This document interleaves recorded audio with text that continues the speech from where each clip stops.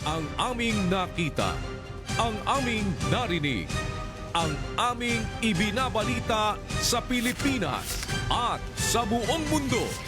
Ito ang Balita Ngayon. Live!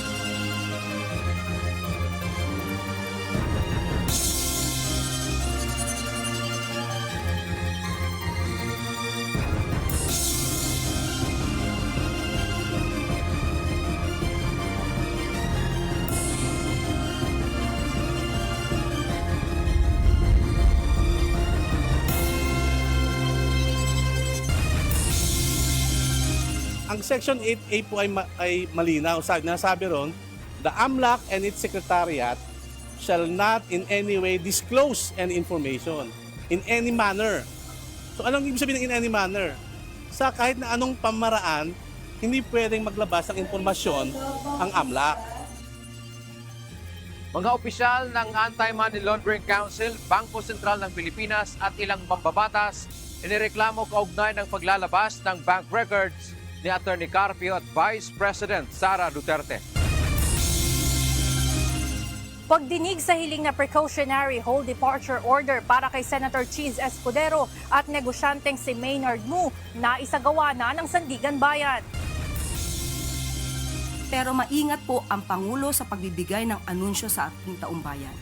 Kaya huwag ipahid sa Pangulo ang salitang aresto dahil hindi po niya yan ginamit. Malacanang nanindigang walang mali sa anunsyo ni Pangulong Ferdinand Marcos Jr. kaugnay ng pagkakahuli kay Saldico. Palasyo umaasa pa rin na mapapauwi ng bansa ang dating mambabatas. Content creators na hindi sumusunod sa show cause order at patuloy na gumagawa ng peligrosong video sa kalsada, binalaan ng Land Transportation Office. The price adjustment for diesel is a rollback. There will be a rollback tomorrow at 12.94 pesos minimum. Mahigit 12 pesos na rollback sa kada litro ng diesel ipatutupad simula bukas. Supply ng petrolyo sa bansa tatagal pa hanggang 54 na araw ayon sa Department of Energy.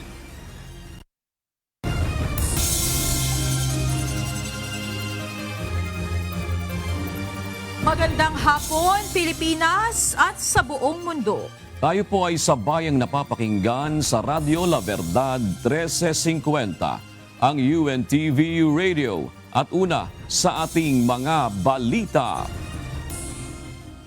Naharap sa mga kasong kriminal ang Governor ng Bangko Sentral ng Pilipinas, ang Executive Director ng Anti-Money Laundering Council at ilang mambabatas na miyembro ng House Committee on Justice. Kaugnay ito ng pagsasapubliko ng bank records ni Vice President Sara Duterte at asawa nitong si Attorney Manasseh Carpio sa nakaraang pagdinig ng Kamara.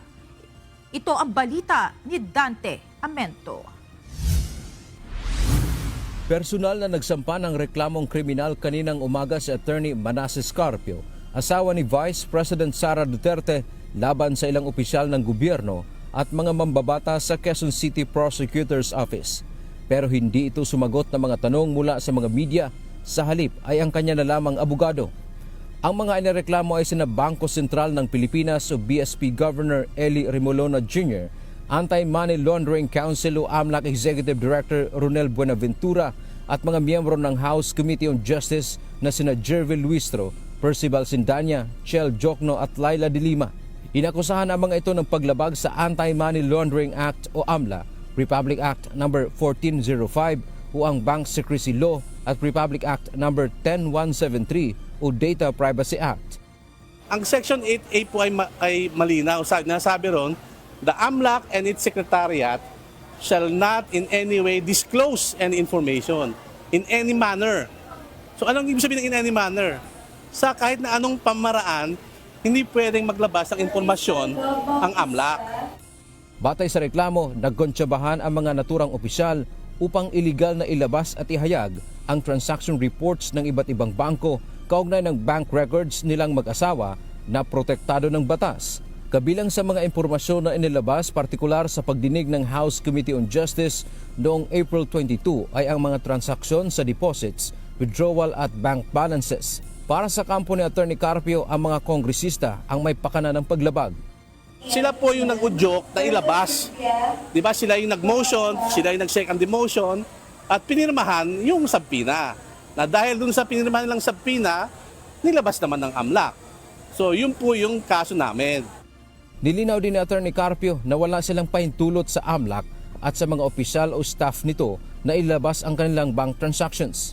Ito ay ginamit umano bilang tool para sa black propaganda at political harassment upang sirain ang reputasyon ni VP Sara at ng buong pamilya Duterte, lalo na para sa darating na 2028 national elections. Binigyang diin niya na ang AMLA ay ginagawang sandata o weaponized sa kabila ng pagiging illegal nito. Dagdag pa ng abogado ni Carpio ang pagbabawal ng paglalabas ng impormasyon hinggil sa bank records sa ilalim ng Section 8A ng AMLA ay absolute at walang exception.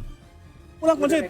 In fact, sumulat pa nga kami sa AMLAC April 16 bago maglabas ng subpoena na sinasabi namin, AMLAC, bawal yan ang sinasabing magpalabas ka ng impormasyon. Nagbabala rin si Attorney Carpio na kung hahayaan ang ganitong gawain, walang financial data ng sino man ang ligtas sa ilalim ng kasalukuyang sistema. Sabi ng BSP, wala pa silang natanggap na kopya ng reklamo at sasagutin nila ito sa tamang forum. Binigyang diin ng BSP na ginagampanan nila ang kanilang mandato alinsunod sa batas. Dante Amento, UNTV, News and Rescue. Diyos ang aming sandigan, serbisyo publiko ang aming pinahahalagahan.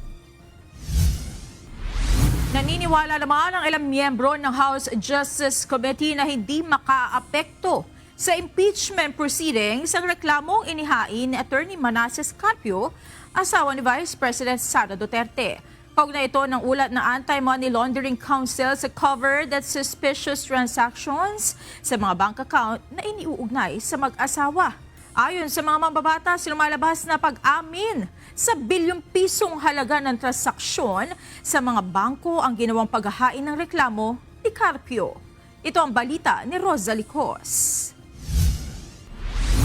Kung wala akong TRO, wala akong hadlang yon. For as long as walang TRO ma-issue or anything that can stop legally the proceedings both before the House and the Senate, tuloy-tuloy po ang proceedings sa House and also sa Senado. Kabilang sina mamamayang Liberal Party List Representative Leila de Lima, Akbayan Party List Representatives Shell Jokno at Percy Sendanya sa mga inirereklamo ni Attorney Manasseh Carpio na lumabag umano sa Anti-Money Laundering Law, Bank Secrecy Law at Data Privacy Act. Kaugnay ito ng ginawang ulat ng Anti-Money Laundering Council o AMLAC sa bilyong pisong halaga ng covered at suspicious transactions sa mga bank account na iniuugnay kina VP Duterte at Carpio sa impeachment hearing ng House Justice Committee, kaugnay ng aligasyong hindi maipaliwanag na yaman at pagpalyang ilantad sa Statements of Assets, Liabilities and Net Worth o SALN ang lahat ng ari-arian ng pangalawang Pangulo. Naninindigan ang mga mambabatas na naaayon sa batas ang proseso ng komite, kaya kampante ang mga ito na hindi susulong ang reklamo. Kabilang na ang exception ng impeachment cases sa Bank Secrecy Deposit Law. Bank Deposit Secrecy Law, maski na sa Anti-Money Laundering Act, ay mga ano po ito, exception po ito. Dahil nga we're talking here about a case of impeachment. We are in impeachment proceedings and therefore mandato namin, karapatan namin, prerogative namin, power ng committee to subpoena yung mga dokumento na mga relevant para dun sa pag-prove ng mga impeachable offenses. Hindi rin anila bank accounts ang isinapubliko sa House Justice Committee hearing kundi AMLAC reports. Sa tanong naman kung bakit kasama sa sinuri sa pagdinig ang mga financial transaction ng isang pribadong individual, ito ay dahil sa conjugal property relation ng mag-asawang Duterte at Carpio. He is married to the Vice President and they're under the laws that we have in the country, their properties are communal in nature. So there should be every reason to look into the properties of both spouses. At the same time, kailangan din natin makita yung, based on what was alleged in the complaint, kung ano man talaga yung basis for those claims of unexplained wealth. Gate din ng mga ito hanggang walang temporary restraining order o TRO at iba pang kahalintulad na desisyon ang korte, tuloy-tuloy ang impeachment proceeding laban kay VP Duterte. Para naman sa iba pang kongresista, diversionary tactic at harassment ang mga reklamo ni Carpio. Tila pag-amin din umano ito sa bilyong pisong halaga ng transaksyon nilang mag-asawa sa kanilang bank accounts. Itong ginawa nila parang pinapatunayan lang talaga nila na totoo nga yung mga lumabas na mga dokumento na reports mula sa AMLAC at ngayon iniiba na naman nila yung usapan. Di ba pansin natin every time ang darating tayo sa substantial part noong discussions ang gagawin nila, i-deflect nila yung issue. Ayaw nilang sumagot sa Committee on Justice, sasagot sila sa media at ito naman tatakbo sa korte. Ganito rin ang paniniwala ni House Justice Committee Chairperson, Batangas 2nd District Representative Jervil Luistro.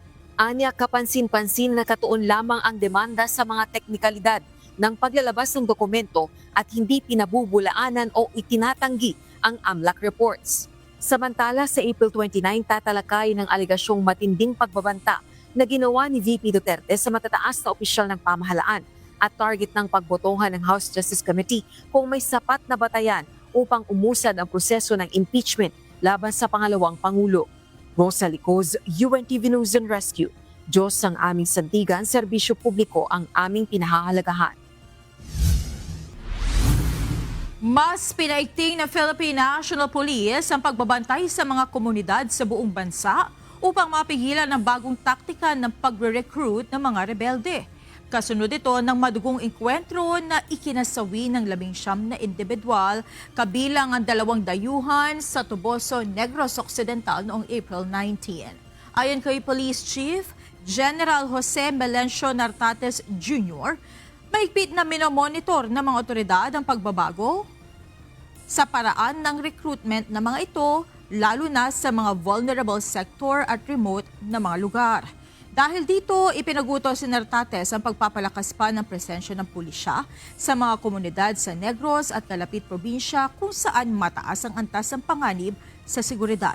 Plano rin ng PNP na maglunsad ng mas agresibong information campaign sa mga paaralan at barangay para ilantad ang mga paraan ng rebeldeng terorista na gumagamit na ngayon ng social media upang masugpo ang radikalismo sa bansa.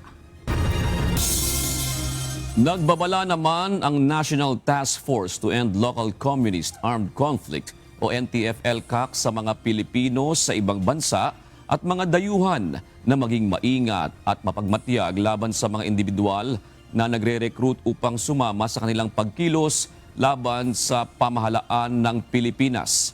Ang babala ng ahensya ay kasunod ng kumpirmasyon na 2 dayuhan ang kabilang sa nasawi sa engkwentro sa Toboso, Negros Occidental, Kamakailan.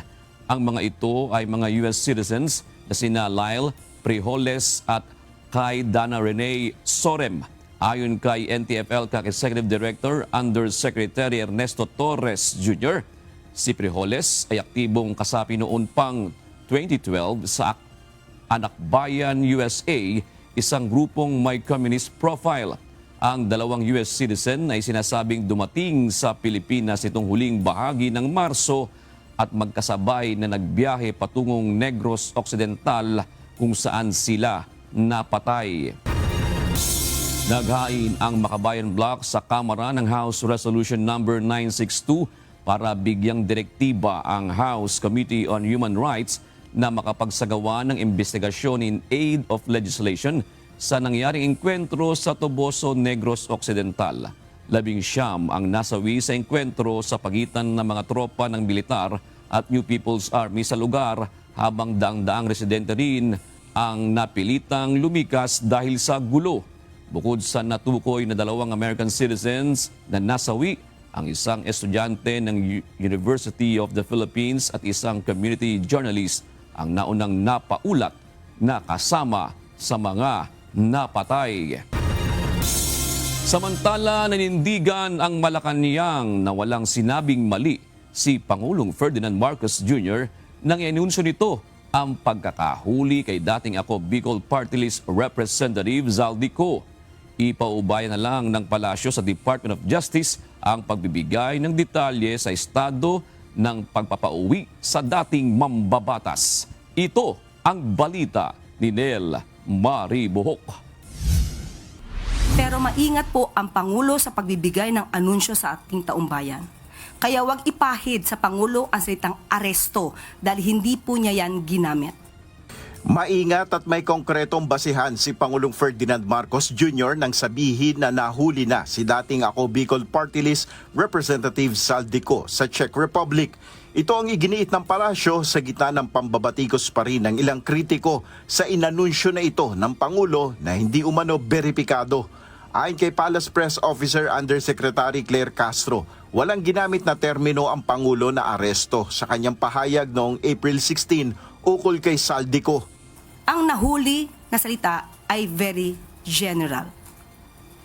So kapag nahuli, pwede nating sabihin na napahinto, na-stop, na-prevent sa pagkilos, at hindi mali ang Pangulo sa kanyang inulat noong April 16.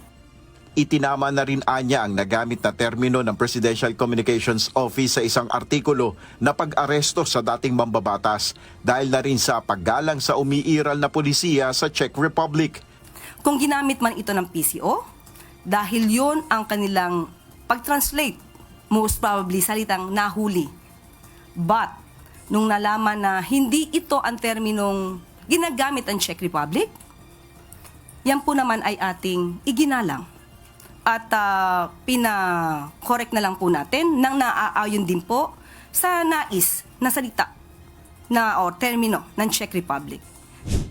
Ayon sa palasyo, ipapaubayan na lamang nila sa Department of Justice ang pagbibigay ng detalye ukol sa estado ng pagpapauwi kay Saldico na isa sa pinaka-controversial na personalidad na isinasangkot sa anomalya sa flood control projects.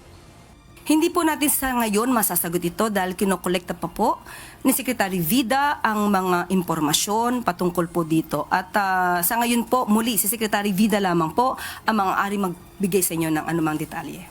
Sa kabila nito, hindi pa rin nawawala ng pag-asa ang Malacanang na maiuuwi agad sa Pilipinas ang dating mambabatas. Sino ba naman ang hindi dapat maging hopeful? Lahat tayo dapat hopeful. So yun na lang natin. Ang gusto natin, maiuwi dito si Saldico at yun ang nais ng Pangulo. Nel Maribuhok, UNTV News and Rescue. Diyos ang aming sandigan, serbisyo publiko ang aming pinahalagahan. Nagsagawa na summary hearing ang Sandigan Bayan sa Helena Office of the Ombudsman na pagbawalang makaalis ng bansa si dating Senate President Chis Escudero at ang negosyanteng si Maynard Ngu. Sa ngayon ay hihintayin na lamang ang magiging desisyon kung pagbibigyan nito ng korte. Ito ang balita ni Van Alvarez. Tapos nang dinggin ng Sandigan Bayan ang ex parte application para sa Precautionary Whole Departure Order o PHDO na inihain ng Office of the Ombudsman laban kay dating Senate President Chis Escudero at ang businessman at dating Special Envoy to China na si Maynard Ngu. Inilalabas ng korte ang PHDO upang utusan ng Bureau of Immigrations na pigilang lumabas ng bansa ang sino man na posibleng takasan ang investigasyon o paglilitis sa kanya dahil sa isang krimen.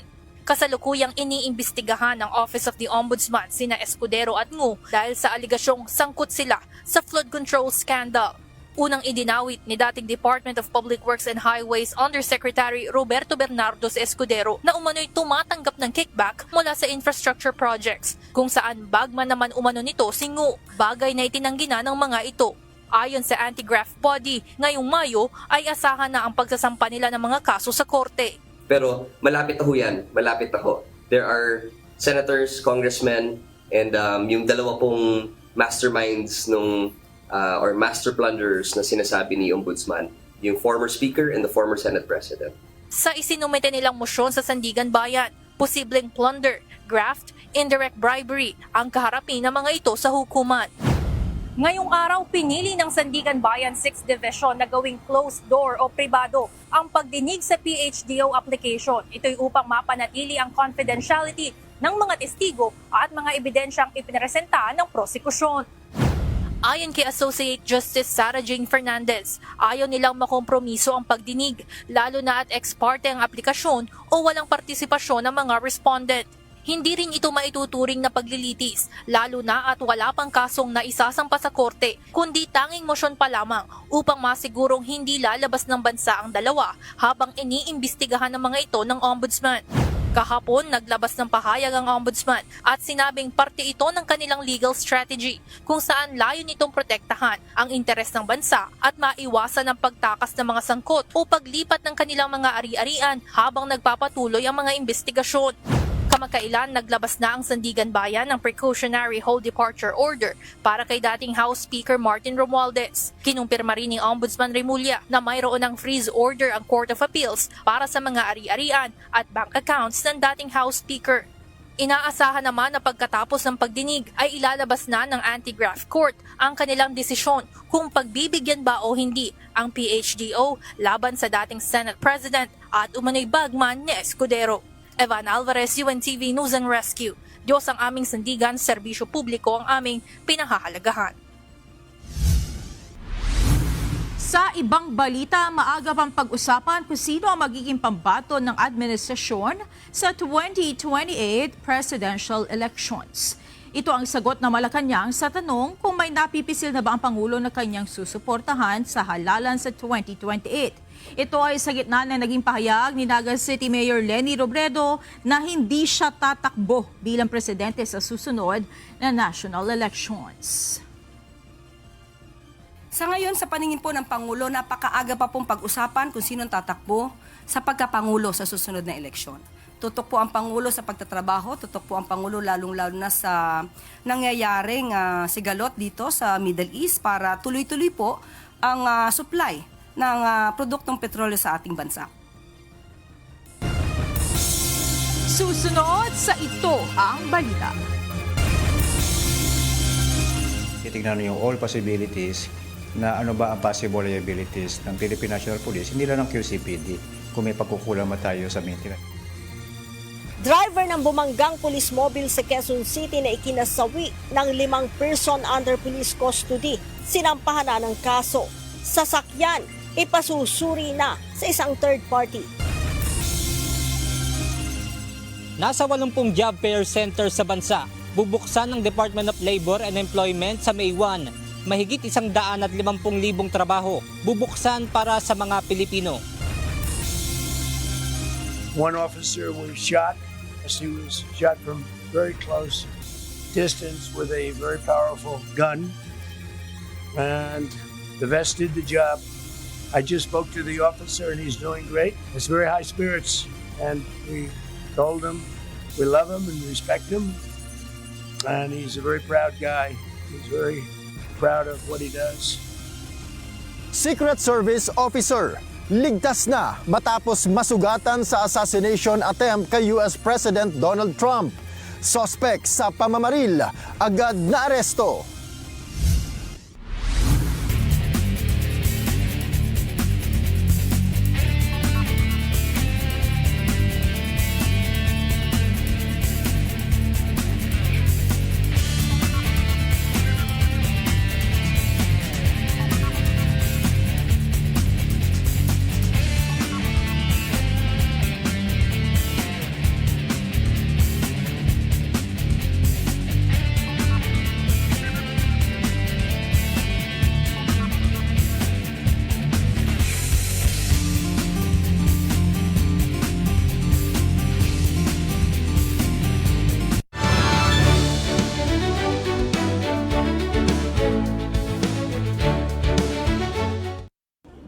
Your bill, sir. What? 40,000 pesos? One for only, sir. Price check or eyes check? Go to EO Executive Optical for expert eye care, state-of-the-art facilities, affordable eyewear. Order for more! EO Executive Optical. Love your eyes. Watch the live games of the UNTV Volleyball League Season 4. Starting at 12 noon in Paco Arena in Manila.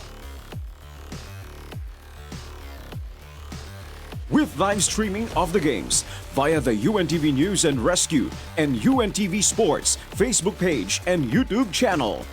Win in sports. Win for charity.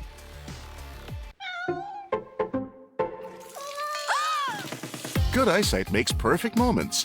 For expert eye care, state-of-the-art facilities, affordable eyewear. Go to EO. EO Executive Optical. Love your eyes. In the quiet moments, we find space to breathe, to slow down, to feel. Music that brings calm to the mind and comfort to the heart.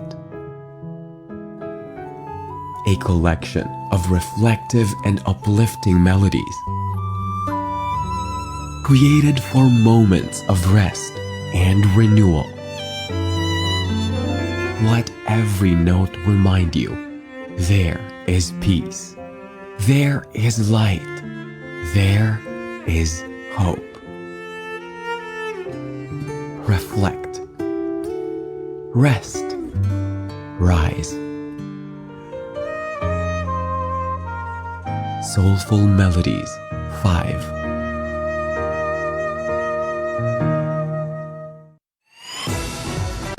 Sa pagsalubong sa umaga, simulan ang araw sa pagtutok sa mga balitang totoo, komprehensibo at mapagkakatiwalaan. Tampok ang maiinit na headlines at mahahalagang pangyayari sa Pilipinas at sa iba't ibang panig ng mundo. Kasama ang mapagkakatiwalaang mga tagapagbalita ng UNTV News and Rescue. Sherwin Colobong, Bernard Dadis, at Ani Rantoy. Tumutok sa Hataw Balita ngayon. Lunes hanggang Biyernes mula alas 4:30 hanggang alas 6:30 ng umaga. Dito lamang sa UNTV News and Rescue. At sa bayan ring mapapakinggan sa Radyo La Verdad 1350 ang UNTV Radio.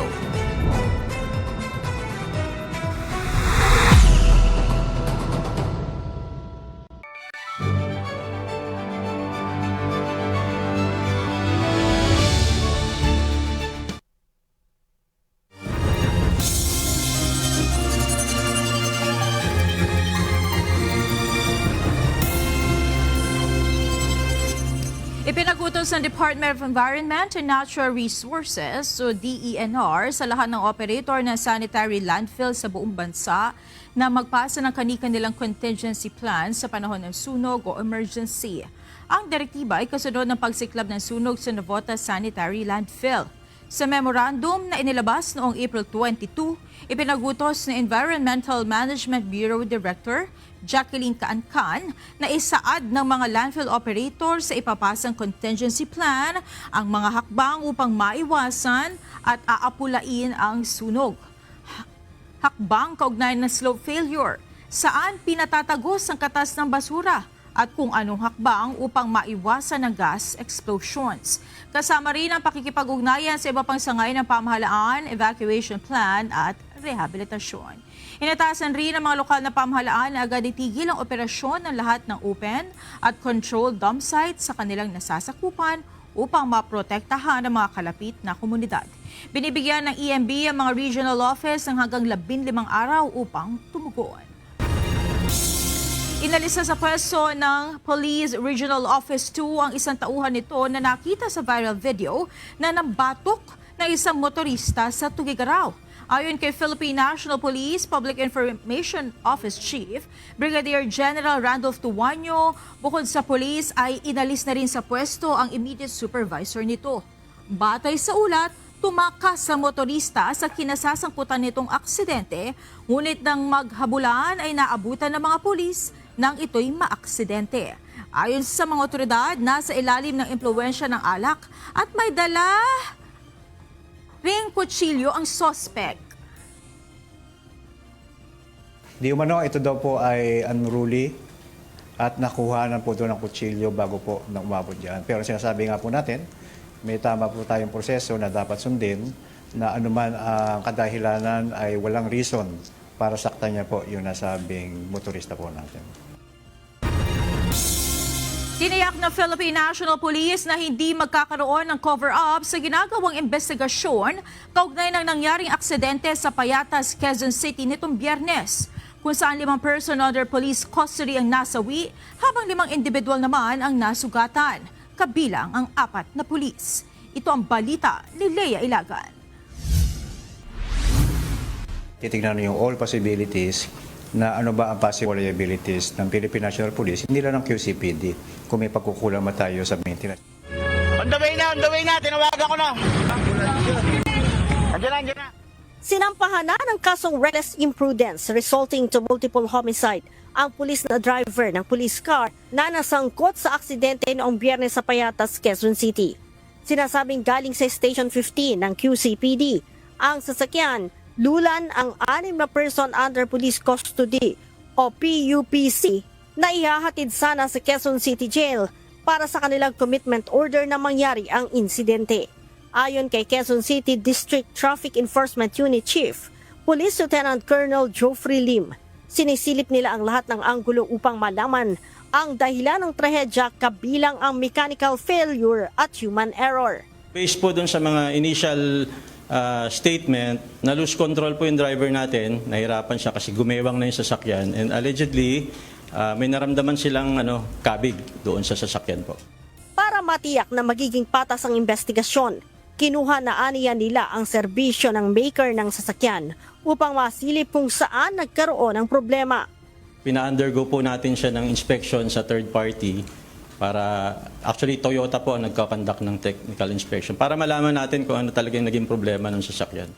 Hindi rin naman aniya nagpapabaya ang QCPD dahil regular ang kanilang ginagawang check sa kanilang mga mobility.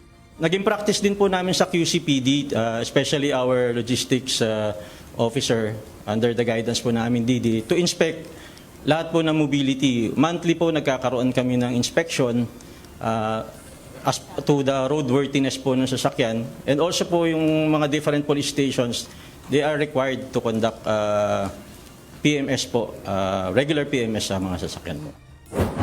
Ipinag-utos naman ni PNP Chief Police General Jose Melencio Nartates Jr. ang malalimang investigasyon sa insidente. Sa nasabing aksidente, 5 PUPC ang nasawi. As to the result po, blunt trauma sa head and yung 4 po ay blunt trauma sa trunk. Yun po yung result ng medical po natin. Sir, nakaposes ba sila nung nandun sila yung mga PUPCs?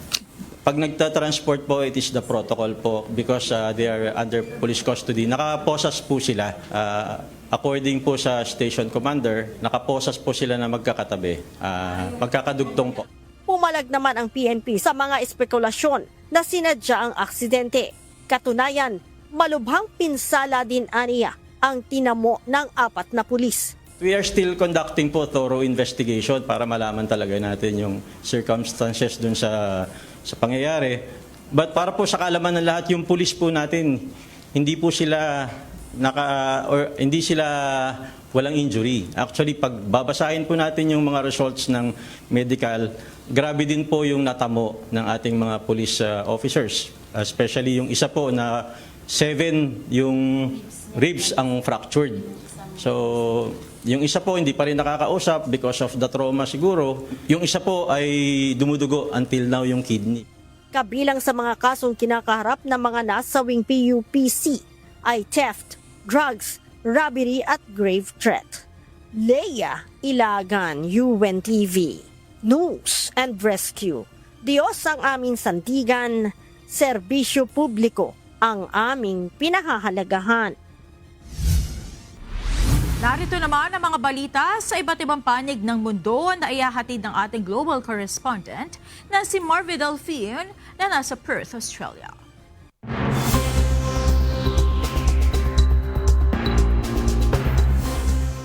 Magandang gabi naman sa inyo dyan sa Pilipinas.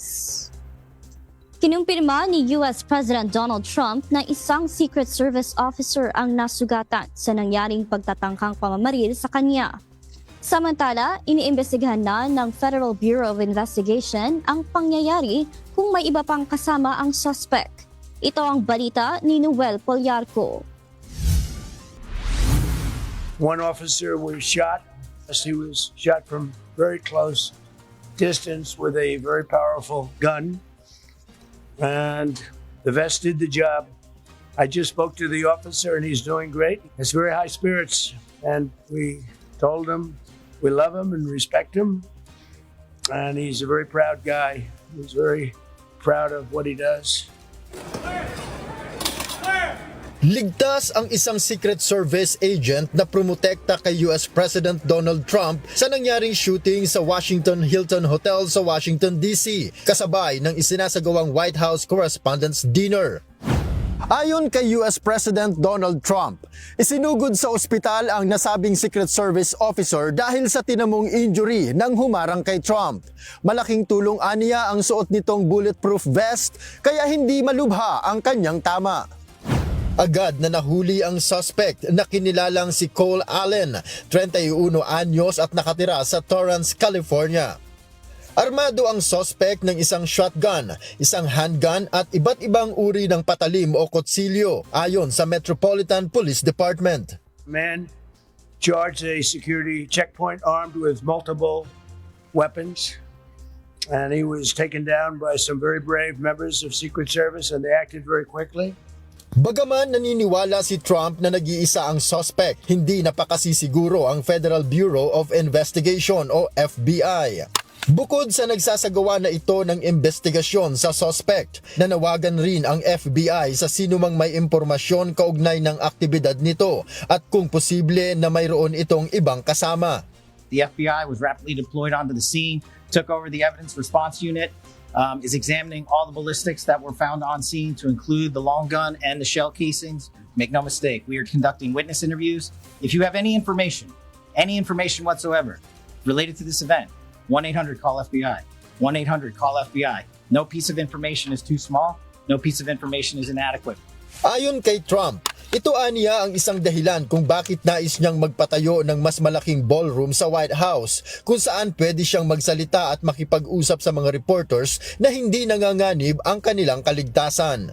What we're planning at the White House is actually a larger room and it's much more secure. It's drone-proof, it's bulletproof glass. We need the ballroom. That's why Secret Service, that's why the military are demanding it. They've wanted the ballroom for 150 years for lots of different reasons. Ito na ang ika-6 na beses na may nagtangka sa buhay ni US President Trump. Pinakahuli ay noon lamang buwan ng Pebrero. Noel Poliarco, UNTV News and Rescue, Canada. Diyos ang aming sandigan, serbisyo publiko ang aming pinahahalagahan. Hindi naniniwala si US President Donald Trump na may kinalaman sa Iran ang nangyaring assassination attempt sa kanya sa isang pagtitipon sa Washington, D.C. Ayon kay Trump, bukas naman aniya ang kanyang komunikasyon kung nanaisin ng Iran na makipag-usap. Ito ang balita ni Jovek Bermas. When they want, they can call me. We have all the cards. We won everything. Bukas ang komunikasyon ni US President Donald Trump sa mga kinatawan ng Iran para mapag-usapan ang tungkol sa kung paano tatapusin ang kanilang labanan.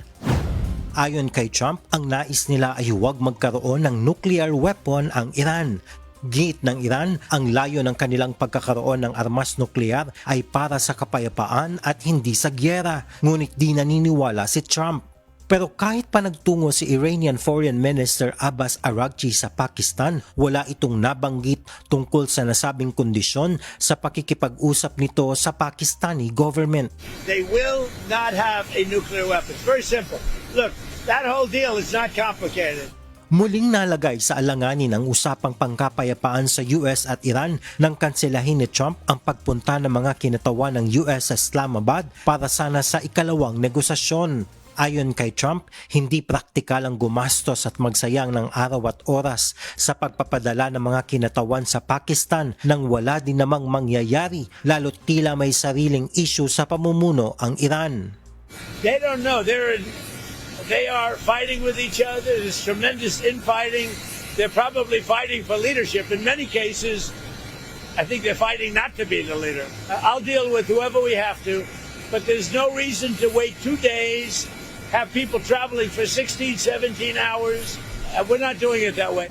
Samantala, hindi naniniwala si Trump na may kinalaman sa Iran ang tangkang pagpatay sa kanya. Gayunman sa isang hiwalay na panayam, sinabi nito na hintayin na lang anya ang resulta ng investigasyon kung sakali na mayroon nga, lalo na't mainit ang sitwasyon sa pagitan ng dalawang bansa ngayon. I don't think so, but you never know. We're going to know a lot. We have the best people in the world working on it. Jovic Bermas, UNTV News and Rescue. Diyos ang aming sandigan, serbisyo publiko ang aming pinahahalagahan. Purasahan ng pinanikas ang nasa 3,200 residente sa Northern Japan bunsod ng nagpapatuloy na forest fire sa Iwate Prefecture na nagsimula pa noong April 22. Ayon sa mga otoridad, aabot na sa 700 ektarya ang naabot ng sunog at may 7 gusali na rin ang nadamay. Sa ngayon, aabot na sa 1,400 bumbero ang ipinakalat upang maagapan ang paglawak ng sunog. Pinakaapektado ay ang bayan ng Otsuchi sa baybayin ng Pacific Ocean na siya ring malubhang na pinsala ng March 2011 tsunami.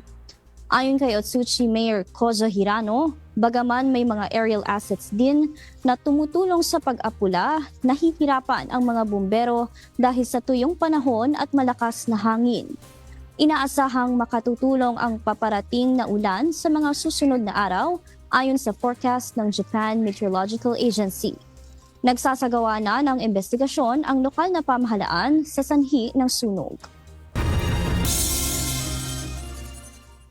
At yan ang mga balita mula sa labas ng Pilipinas. Mula dito sa Perth, Australia, ako si Marvi Delfin. Magandang gabi.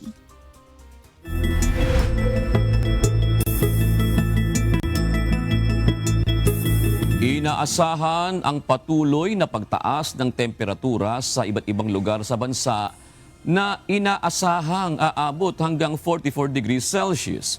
Ayon sa Pag-asa, 11 lugar ang posibleng umabot sa dangerous level ang heat index bukas araw ng Martes. Kabilang sa mga makararanas ng matataas na heat index ay ang mga lugar sa Giwan Eastern Samar, Dumangas sa Iloilo at sa Sangley Point, Cavite na aabot sa 44 degrees Celsius. Samantala sa La Carlota, Negros Occidental naman ay papalo sa 43 degrees Celsius. At sa mga lugar naman ng Cuyo, Palawan at Dagupan sa Pangasinan ay mararanasan ang hanggang 42 degrees Celsius na heat index. Nagpaalala ang ahensya na iwasan ang pagbibilad sa ilalim ng sikat ng araw at uminom ng maraming tubig upang maiwasan ang pagkakasakit gaya ng dehydration, heat cramps at heat stroke. Inatasan ni Manila Mayor Francisco Isko Moreno Domagoso ang Manila City Disaster Risk Reduction and Management Department na magsagawa ng malawakang misting operation sa iba't ibang bahagi ng lungsod, bunsod ng matinding init na nararanasan sa ngayon. Sa isang pulong, nagbigay ng direktiba ang alkalde na agad isagawa ang naturang operasyon upang makatulong sa pagpapaginhawa sa paligid sa gitna ng matinding init ng panahon. Patuloy na pinaalalahanan ng lokal na pamahalaan ng publiko na magbantay upang makaiwas sa sakit dulot ng mataas na temperatura. Susunod sa Ito ang Balita. Sa mga vlogger natin, mga kababayan, content creator, dapat maging responsable sila. Huwag nilang i-challenge ang LTO na hindi sila actionan. Kasi kapag mali yung pinakikita nila sa video, hindi kami titigil at huhulihin talaga namin sila. Content creators na hindi sumusunod sa show cause order at patuloy na gumagawa ng peligrosong video sa kalsada, binalaan ng Land Transportation Office. The price adjustment for diesel is a rollback. There will be a rollback tomorrow at 12.94 pesos minimum. Mahigit 12 pesos na rollback sa kada litro ng diesel ipatutupad simula bukas. Supply ng petrolyo sa bansa tatagal pa hanggang 54 na araw ayon sa Department of Energy.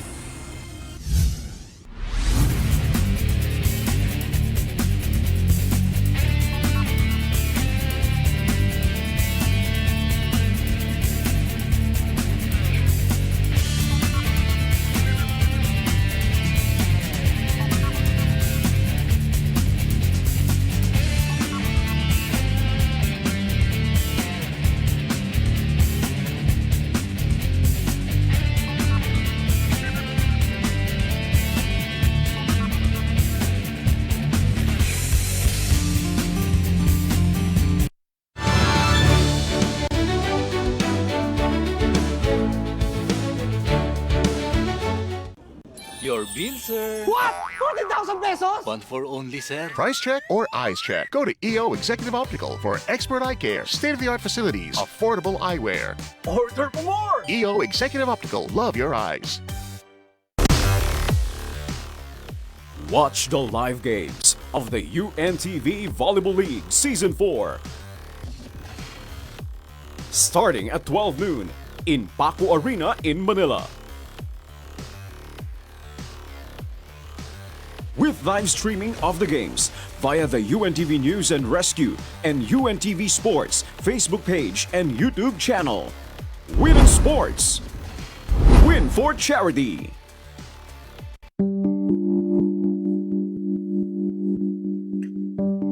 Isang klik lang, kalat na. Pero, sigurado ka ba kung ito ay tama? Huwag magpadala sa emosyon. Bago i-share, i-check ang source. Totoo ba ang balita o gawa-gawa lang? Ang maling impormasyon ay mapanira. Maging bahagi ng solusyon, hindi ng polusyon sa internet. Think before you click. Maging responsableng netizen. Isang paalala mula sa UNTV, your public service channel. May tanong ka ba tungkol sa batas at iyong mga karapatan? Huwag palampasin ang Huntahang Legal kasama sina Attorney Mimi Sandoval Sebrio at Attorney Joey Domingo tuwing Huwebes alas 7 ng gabi sa UNTV at Radyo La Verdad 350. Batas na nauunawaan, serbisyong maaasahan. Huntahang Legal.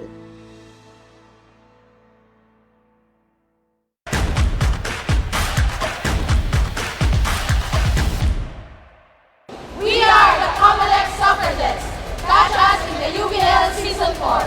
Hashtag Win in Sports, Win for Charity. Woo!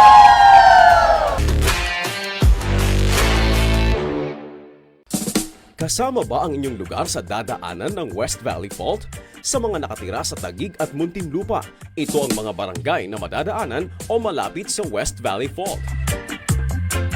Sa Taguig City, Bagong Bayan, Bagong Tanyag, Upper Bikutan, Central Bikutan, Lower Bikutan, Maharlika Village, Pinagsama, North Signal Village, Central Signal Village, South Signal Village, Ususan at South Daang Hari. Sa Muntinlupa City, Alabang, Bayanan, Buli, Kupang, Poblasyon, Putatan, Sukat at Tunasan.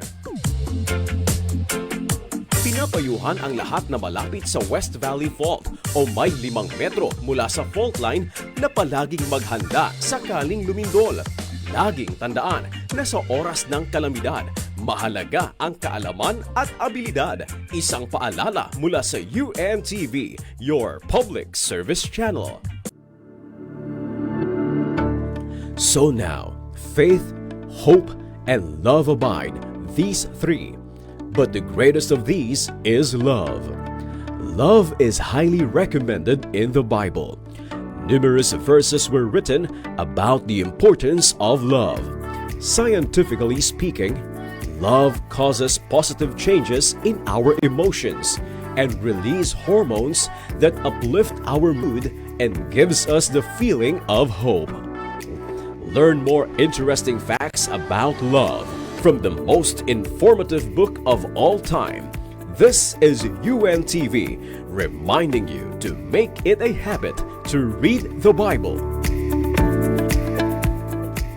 Kasama ba ang inyong lugar sa dadaanan ng West Valley Fault? Sa mga nakatira sa Laguna, ito ang mga barangay na madadaanan o malapit sa West Valley Fault. Sa San Pedro, ang Barangay Calendola, GSIS, Sampaguita Village, San Antonio, San Vicente, Riverside at United Bayanihan. Sa Binyan, ang Barangay Binyan, Malamig at San Francisco. Barangay Santo Domingo sa Santa Rosa, Barangay Casile sa Cabuyao at Barangay Canlubang sa Calamba. Pinapayuhan ang lahat na malapit sa West Valley Fault o may 5 metro mula sa fault line na palaging maghanda sakaling lumindol. Laging tandaan na sa oras ng kalamidad, mahalaga ang kaalaman at abilidad. Isang paalala mula sa UNTV, your public service channel. Today, we can easily get clean and safe water with just a turn of the tap. Bringing clean water closer to people was a big challenge. Thus, water systems were built. One of the earliest water systems was built 2,700 years ago. A 533-meter tunnel was dug out through solid rock to transport water from the spring of Gihon to the pool of Siloam inside the city of David. It was built by the King Hezekiah to protect the city's water supply from invaders and was recorded in the Bible in 2 Chronicles chapter 32 verse 30. This same Hezekiah also stopped the upper watercourse of Gihon and brought it straight down to the west side of the city of David, and Hezekiah prospered in all his works. Read and find out more about Hezekiah's tunnel from the most informative book of all time. This is UNTV reminding you to make it a habit to read the Bible.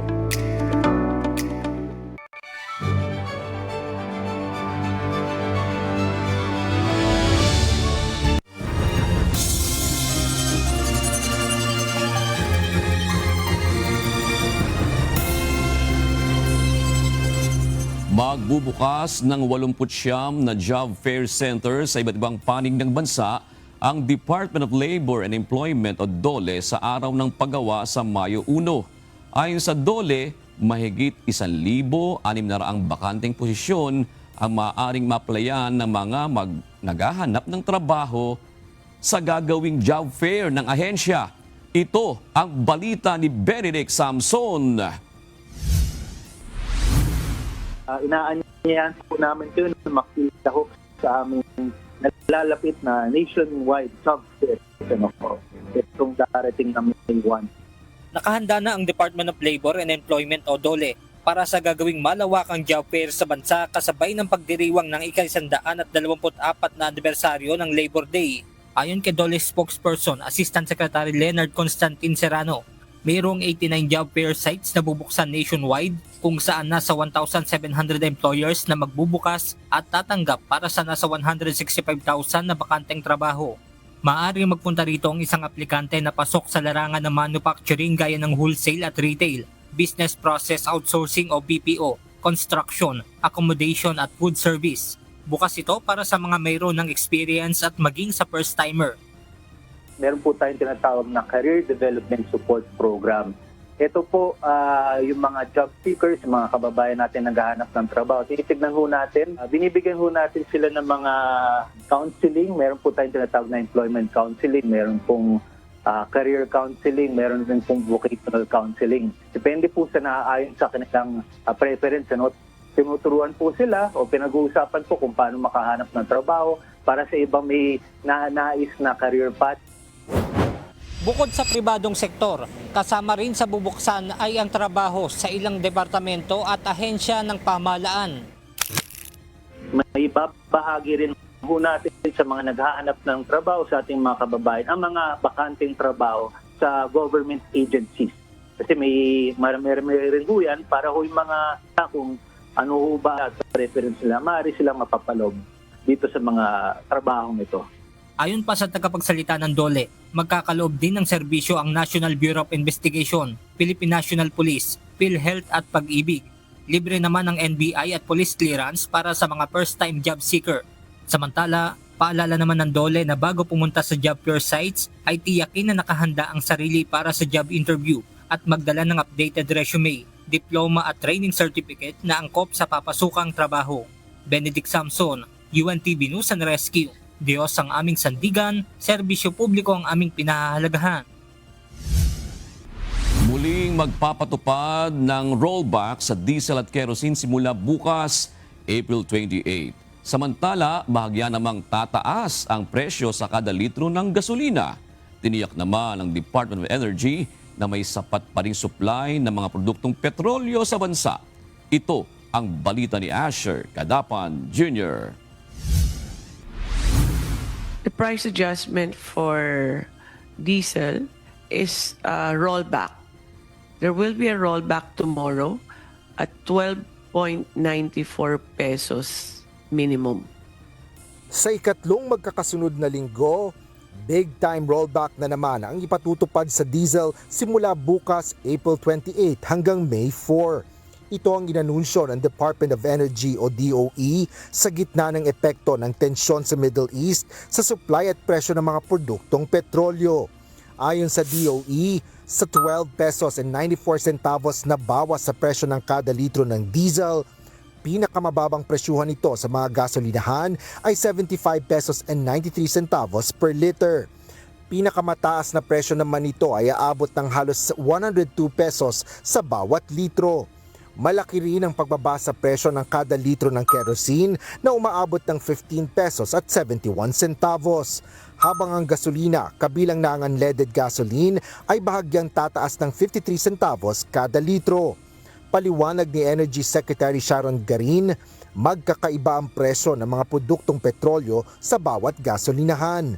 Bunsod nito, maaaring i-apply ang mga price adjustment na ito para makuha ang aasahang presyo ng petrolyo sa parehong gasolinahan na pinagkakargahan. Bakit po merong range? Kasi tignan nyo po ang gas station ninyo, iba-ibang gas station, iba yung presyo.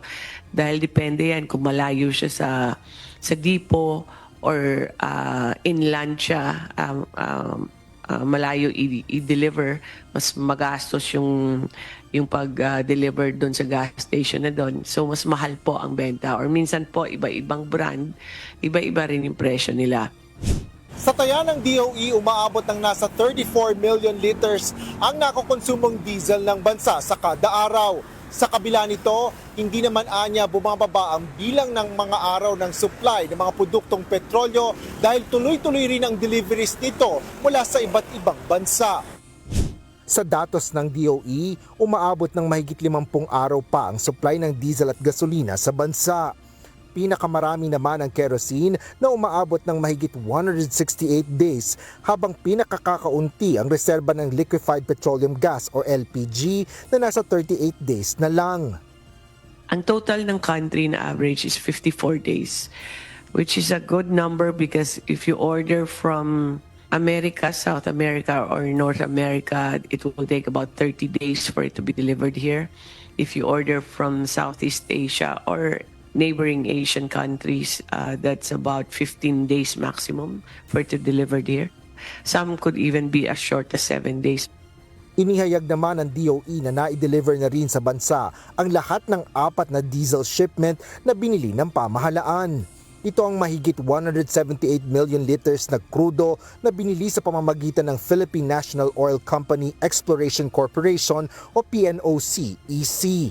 Sa ngayon ay wala pang nakalinyang paparating na supply sa buwan ng Mayo. Anila, kailangan nilang balansehin ang pagbili ng pamahalaan ng supply at ng mga pribadong kumpanya ng langis na direkta ring bumibili ng gasolina at diesel. Hanggang 60 araw lang rin anila ang kapasidad ng bansa sa pag-iimbak ng petrolyo kaya dapat pangasiwaan ang dami ng konsumo at pagbili ng supply. Asher Cadapan Jr., UNTV News and Rescue. Diyos ang aming sandigan, serbisyo publiko ang aming pinahahalagahan. Nagpaliwanag ang Malacanang kung bakit may mga barangay na hindi nabigyan ng ayuda sa probinsya ng Batangas. Kasunod ito ng social media post si Batangas 1st District Representative Leandro Leviste kung saan kinwestiyon nito kung bakit hindi ibinigay ang 200,000 pesos na ayuda sa 84 na barangay sa lalawigan. Kaugnay ito ng event ni Pangulo Ferdinand Marcos Jr. noong Biyernes sa Batangas City kung saan nagbigay ito ng 200,000 financial aid sa bawat barangay. Paliwanag ni Palace Press Officer Undersecretary Claire Castro, hindi sila nabigyan dahil sa problema sa mga dokumento. Sa ating pagkakaalam at sinabi sa atin, may mga barangays daw na hindi kinumpleto ang mga documents. At hindi po maaari mabigyan agad-agad ng ayuda kapag walang dokumento dahil magiging subject ito sa COA report. So, yung mga barangays na hindi nakapagsumite, hindi pinagsumite, pinilit na wag magsumite ng dokumento, wag po sila mawalan ng pag-asa. Dahil ang sabi ng Pangulo, bawat bayan makikinabang, bawat barangay makikinabang, walang pinipiling kulay dito. Lahat po kayo ay bibigyan ng ayuda. Nagbabala ang Land Transportation Office o LTO sa mga content creator na gumagawa ng mga peligrosong videos sa kalsada. Ayon sa ahensya, hindi pwedeng ipagsawalang bahala ng mga ito ang mga show cause order na inilabas ng ahensya dahil may kaakibat itong mabigat na parusa. Ito ang palitan ni JP Nunez. Sa mga vlogger natin, mga kababayan, content creator, dapat maging responsable sila. Huwag nilang i-challenge ang LTO na hindi sila actionan. Kasi kapag mali yung pinakikita nila sa video, hindi kami titigil at huhulihin talaga namin sila. May mga vlogger o content creators na naglalabas ng mga peligrosong video habang nasa kalsada na mga inisyuhan ng show cause order ng Land Transportation Office o LTO. Ayon kay LTO Chief Assistant Secretary Marcos Lacanilaw, may ilan sa mga ito ang ipinagwawalang bahala lang ang iniisyong show cause order ng ahensya. Babala ng LTO, maaaring ma-revoke ang driver's license ng mga ganitong klase ng content creator o vlogger at kung hindi sila susunod sa show cause order ng ahensya, maaari pang ma-impound ang kanilang mga sasakyan o mga motorsiklo na ginagamit sa paggawa ng mga video. Isaan niya sa halimbawa nito ay ang content creator ng sasakyan na tila nanghahamon pa ng karera sa kalsada dahil hindi ito nakinig sa patawag na show cause order ng LTO at may hamon pa sa ahensya. Inimpound na ang kanyang sasakyan na ginagamit sa video.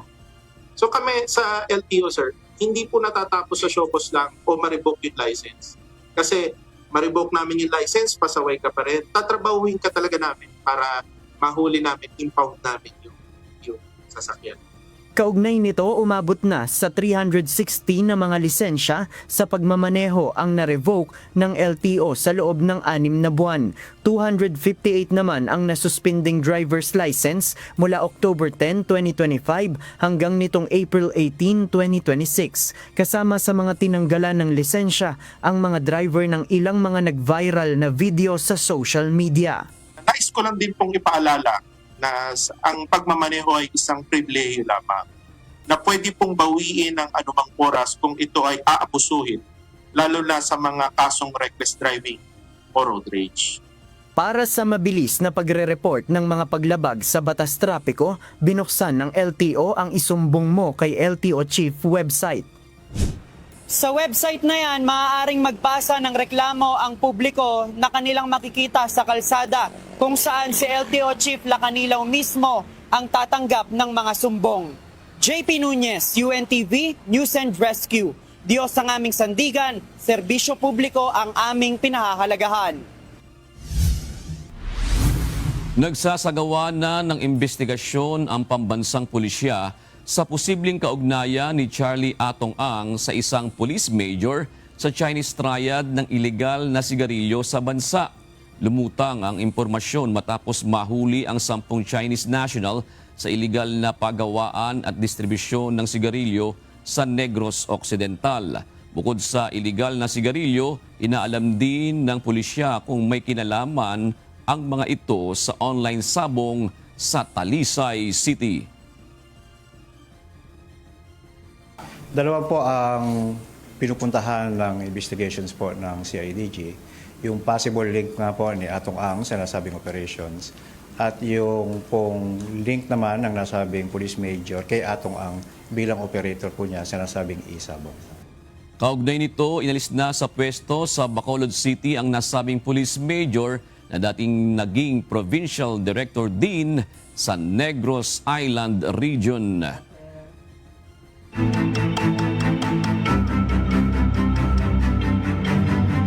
Pinangunahan ni Education Secretary Sani Angara ang panunumpa ng kabuang 8,566 na kawani ng Department of Education sa Western Visayas ngayong araw sa Rojas City, Capiz. Ang nasabing panunumpa ay bahagi ng Expanded Career Progression System ng Kagawaran. Naroon din sa lugar si Pangulong Ferdinand Marcos Jr. at First Lady Liza Marcos upang saksihan ang kanilang panunumpa. Ayon kay Angara, ang ginanap ngayong araw ang pinakamalaki sa bilang ng mass outtaking ng DepEd. Sa nasabing bilang, may 57 kawani ang mayroon ng 35 years sa serbisyo.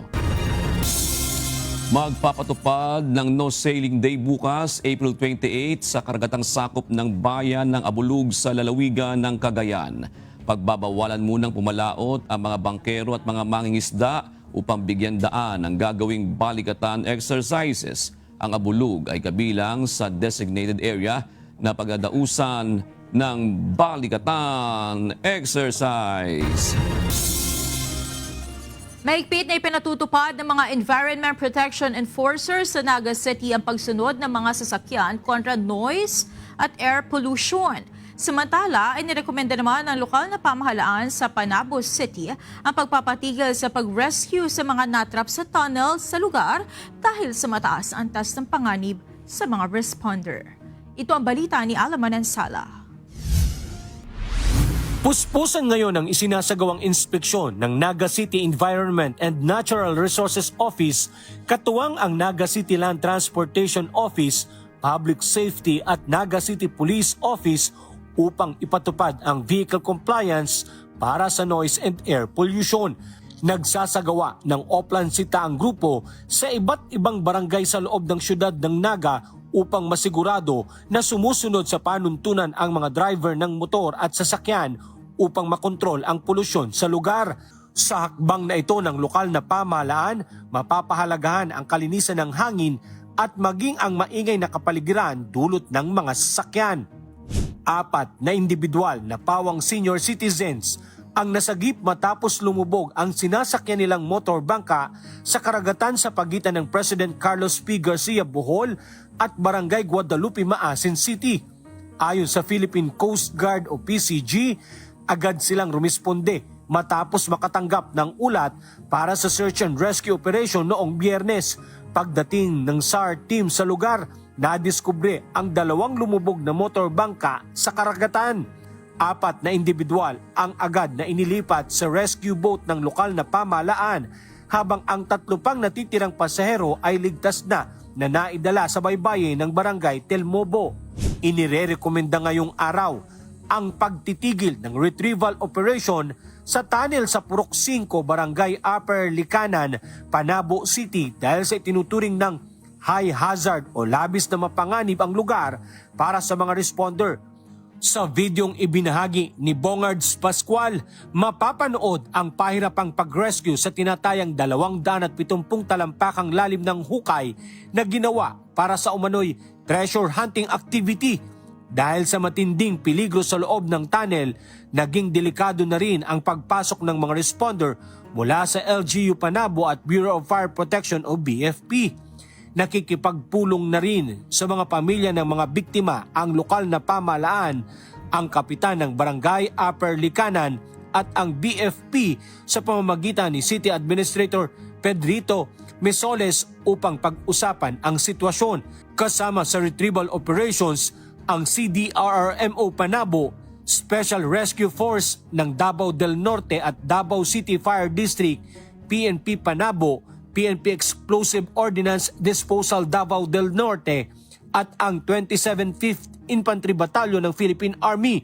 Patuloy namang binabantayan ng mga otoridad ang lugar habang pinag-aaralan ang mga susunod na hakbang sa operasyon. Stop! Stop! Stop! Stop! Stop! Stop!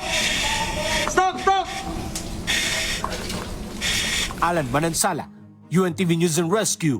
Diyos ang aming sandigan, serbisyo publiko ang aming pinahahalagahan. Manatiling nakatutok sa UNTV, magbabalik ang Ito ang Balita.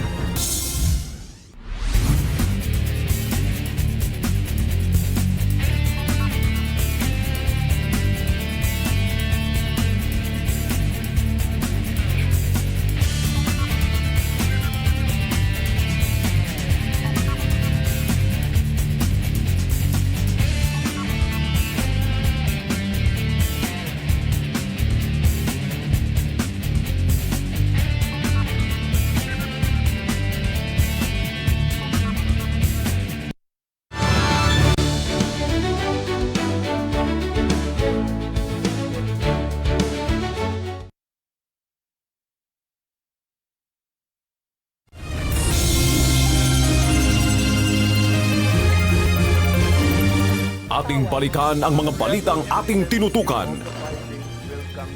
Mga balitang nagbigay kaalaman at nagbukas ng ating kamalayan. Mga pang-aksyon sa mga pangyayari at mahahalagang isyu sa ating lipunan. Ito ang Balita Weekend, tuwing Sabado, alas 12 na tanghali, dito lang sa UNTV, your public service channel.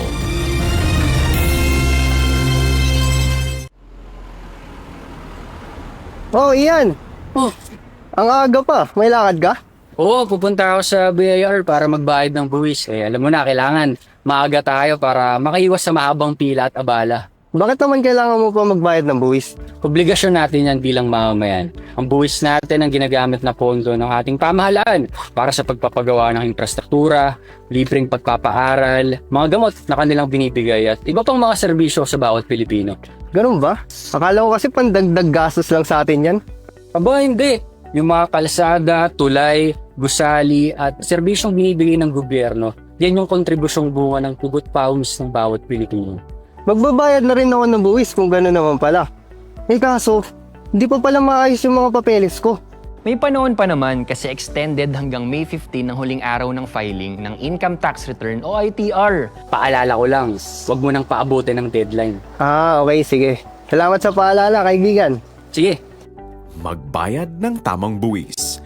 Isang paalala mula sa UNTV, your public service channel.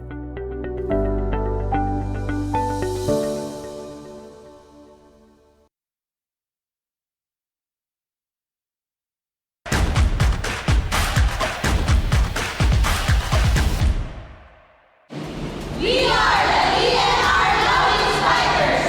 Catch us in the UBL Season 4. Hashtag Reading Sports, Read for Charity. Woo!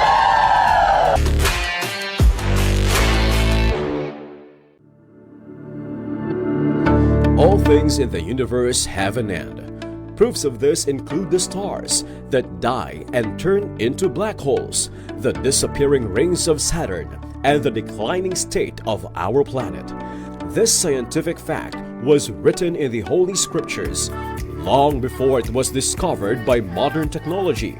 It was stated in Psalms chapter 102, verses 25 to 26. Of old hast thou laid the foundation of the earth, and the heavens are the work of thy hands.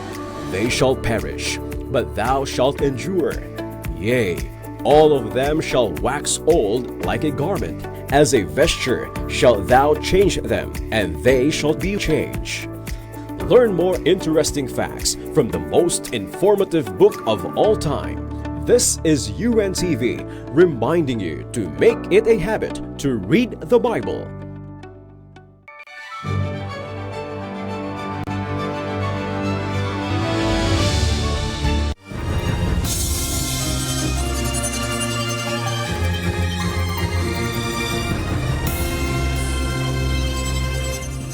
Nag-abiso ang mga otoridad sa mga gumagamit ng e-bike na mag-ingat sa pagpasok o pagdaan sa mga pangunahing kalsada. Kasunod ito ng aksidente na nangyari sa Giginto, Bulacan kung saan nabangga ng isang pampasaherong jeep ang e-bike na pumasok sa MacArthur Highway. Ito ang balita ni Nestor Torres. Sa mga driver ng e-bike, mag-iingat na lang po tayo sa kalsada, especially sa main road. Para kasi sa mga sa mga sasakyan talaga yan, hindi sa mga e-bike yung main road natin. Palagi nating titingnan yung mga sasakyan na paparating. Nagpaalala ang mga otoridad sa mga e-bike driver na maging mas maingat sa pagbabiyahe, lalo na sa mga pangunahing kalsada kung saan mas mataas ang panganib ng aksidente. Ayon sa pulisya, mahalagang sumunod sa mga alituntunin ng ebidalo upang mapanatili ang kaligtasan ng mga nagmamaneho ng electric vehicles at iba pang mga motorista. Kasunod ito ng nangyaring banggaan sa MacArthur Highway sa Barangay Santa Cruz, Giginto, kung saan nasangkot ang isang PWD driver ng e-bike at isang pampasaherong public utility jeepney. Maswerteng nakaligtas ang driver ng e-bike na si Mang Tereso matapos siyang banggain ng paparating na jeep kaninang umaga. Ayon sa mga nakasaksi, mabilis ang takbo ng PUJ, kaya wala itong nagawa nang magpang-abot sila sa gitna ng MacArthur Highway. nakapasok na umano ang e-bike sa kalsada. Napilit pa ring umuusad ang jeep. Pasok na yung naka-e-bike. Kaya lang itong PUJ, mga gahama sa pasaheros yan. Kahit na nagpipilit pa rin. Ayon naman kay Mang Tereso, papasok na siya sa kaliwang bahagi ng kalsada nang biglang salpukin ng paparating na jeep. May kakaliwa dyan. Kumaliwa na rin ako at kala ko papasok. Siya naman pagdating na dito na matulin. Dito siya sa kanan service road ng bali dinaanan niya Aminado naman ang driver ng jeep na may pagkakamali rin siya. Ngunit gate nito, hindi umano siya nagpapatakbo ng mabilis. Talagang nakapreno ako. Problema nga si Tatang. Doon lang nakatingin. Doon tumingin na parating ako. Siyempre, inabot na rin siya. Kasi kung matulid talaga ako, pabubuwal yun. Hindi na sinasabi. Nang dumating ang PNP sa lugar, naabutan pa nilang nagtatalo ang magkabilang panig. Sa huli, nagkasundo na lamang ang dalawa at dinaan sa areglo ang insidente dahil wala namang malubang nasaktan. Nestor Torres, UNTV News and Rescue. Diyos ang aming sandigan, serbisyo publiko ang aming pinahahalagahan. Sinimulan na ng Cebu City Local Government ang investigasyon sa isang reklamo na umano'y seryosong paglabag sa sanitation guidelines at karapatan ng mga manggagawa sa ilang establishmento sa lungsod. Sa ngayon, pinag-aaralan na ng LGU ang posibleng kaparusahan sa mga establishmentong ito oras na mapatunayan ang nasabing reklamo. Ito ang balita ni Gladys Suabi. Daghan nagsulti nga naay mga establishments nga dili kuno magpagamit sa ilang empleyado, so that's why ang ilang empleyado mogamit og usa ka container didto sila mangihi. At the end of the day, ilang ilabay somewhere asa nila malabay within that vicinity also. Usap-usapan ngayon sa Cebu City ang reklamo online ukol sa umano'y paglabag sa sanitasyon at karapatan ng mga manggagawa sa ilang establishmento, partikular sa bahagi ng Colon at Carbon Market.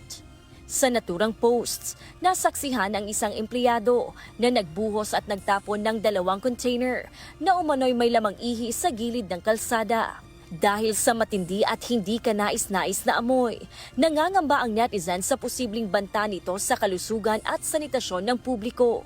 Ayon sa posts, may ilang establishmento sa lungsod na hindi umano pinapayagan ang kanilang mga empleyado na gumamit ng maayos na comfort room sa loob ng opisina.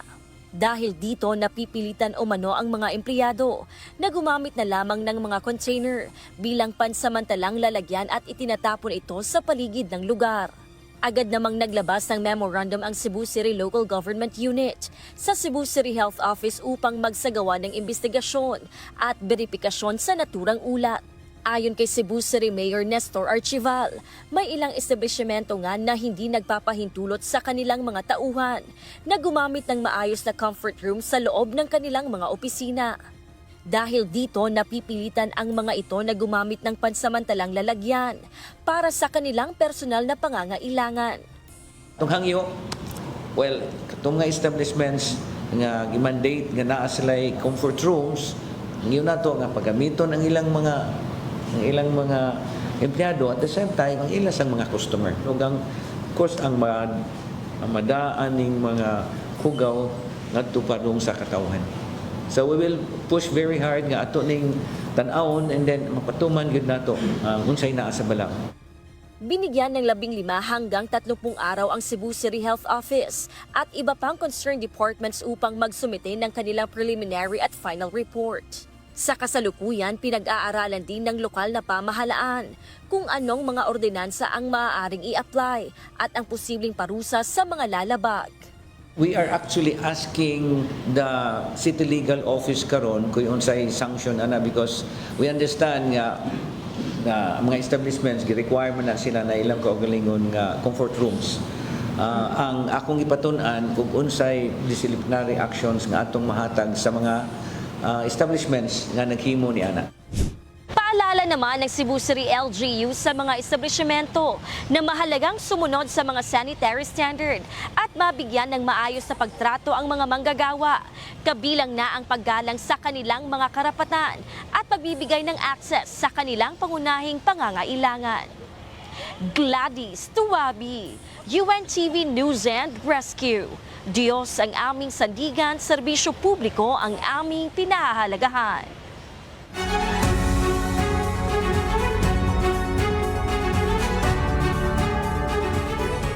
Pinagbawalan ng lumabas ng bansa si dating Senate President Francis Chis Escudero at ang dating Special Envoy to China at negosyanteng si Maynard Ngu. Sa resolusyong inilabas ng Sandigang Bayan 6th Division ngayong hapon, aprobado ang precautionary hold departure order laban sa dalawa. Ipinag-utos na rin ng Anti-Graft Court sa Bureau of Immigration na ilagay sa kanilang hold departure list ang dalawa. Kasalukuyan silang iniimbestigahan ng Office of the Ombudsman dahil sa umunoy pagtanggap ni Escudero ng kickback mula sa mga proyekto ng gobyerno habang Singo naman ang umano'y nagsilbing bagman nito.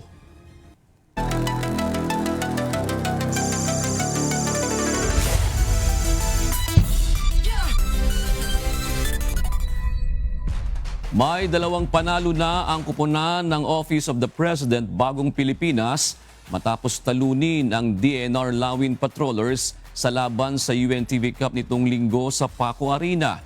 Isang dominating performance naman ang ipinakita ng Comelec Vanguards matapos nilang tambakan ng 39 points ang DOJ Radiants. Ito ang balita ni JP Nunez. Nang on the break, extra fast, Dunsir sa ilalim, what a top shot! Muling ipinakita ng mga kupunan ang kanilang lakas para makausad sa elimination round ng UNTV Cup Season 12 sa Paco Arena nitong linggo, April 26. Sa umpisa ng triple header match, unang nagtuo sa hardcourt ang Senate Defenders at PhilHealth Health Insurers.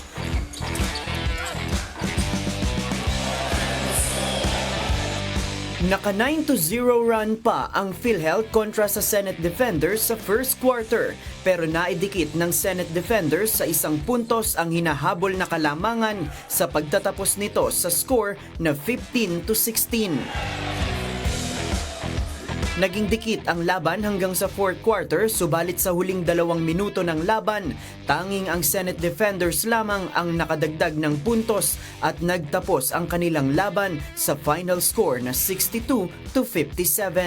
Best player of the game si Jojo Duncil na kumamada ng 26 points, 3 rebounds, 3 assists at 3 steals. The name itself pa lang, defender. So, yun yung in-emphasize ko, yung defense namin have to be solid on defense. We have a system na ini-implement na kailangan yung defense namin, yun yung hindi namin i-give up. Basketball is a game of mistake. Nangyayari talaga na mag-commit ng turnovers. Yun nga lang, sobra talaga yung 20. Sa second game, isang dominating performance ang ipinamalas ng Comelec Vanguards kontra sa DOJ Radiants.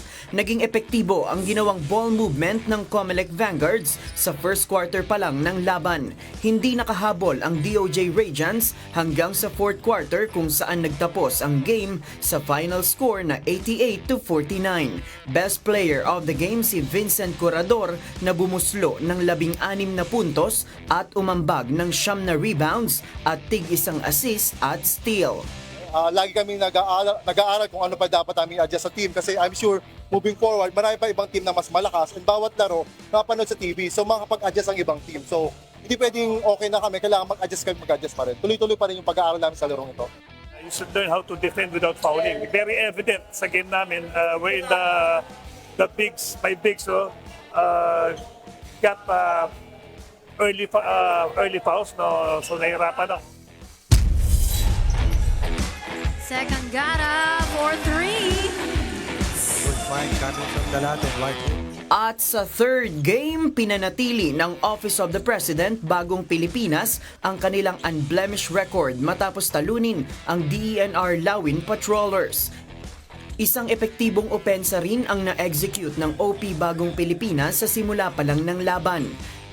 Sa pagtatapos ng first half, double-digit ang kailangang habulin ng Lawin Patrollers sa score na 33-50. Nahirapan ng makahabol pa ang DENR Lawin Patrollers hanggang sa magtapos ang laban. Final score 88-71 in favor of OP Bagong Pilipinas. Best player of the game ang rookie na si Rocky Antonares na nagtala ng double-double statistics na 18 points at 18 rebounds. Sa basketball, who controls the rebound, controls the game eh. Kasi hindi makakapag-possession yung kabila pag di natin nakokontrol yung rebound eh. Lagi kong remind lahat ng mga big man namin that they need to control the rebound every possession. A loss is a loss, and kudos to OP. Talagang they outworked us. I believe in my boys that we will bounce back. 0-2 is not it's not far, pero we'll do our best for next game.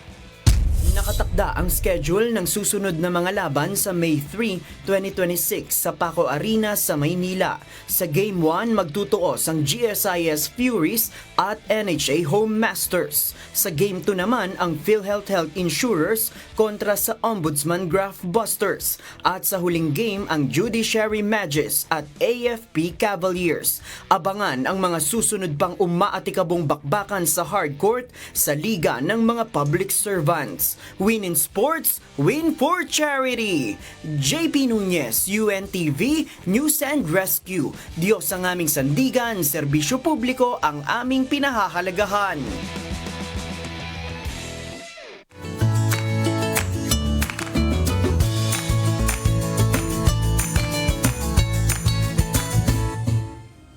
Narito po ang ating mga naging kausi ngayong araw ng Lunes. Salamat po at shout out kina Mirna Ginanaw, Ernesto Davadilla at Alan Pacho. Gayon din kay Mark San Diego, Vicente Pitos Jr. at Ricky Asignacion. Samantala mga kasambahay, kung may mga istorya po kayong nais balikan sa Ito Ang Balita, pwede nyo po ito muling mapanood sa aming mga official social media account. Magtungo lamang po sa UNTV News and Rescue YouTube channel at i-click ang subscribe button. Gayon din sa aming Facebook, Instagram, X at TikTok accounts. Mapapanood nyo rin po rito ang iba pang news programs ng UNTV, pati na ang iba pang video ng nag-iisang public service channel. Kaya subscribe, like, and share.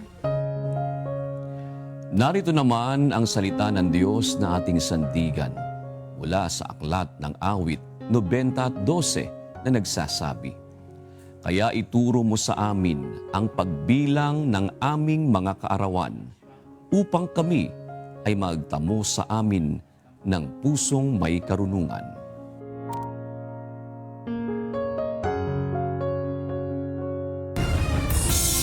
At yan ang naging kabuuan ng ating balitaan ngayong gabi. Aming inilahad ng buong katapatan kung paano namin nasaksihan. Kayo po'y makapagtitiwala ng aming nakita at narinig, ang aming ibinabalita. At dito po sa UNTV, Diyos ang aming sandigan, serbisyo publiko ang aming pinahahalagahan. Magandang gabi po.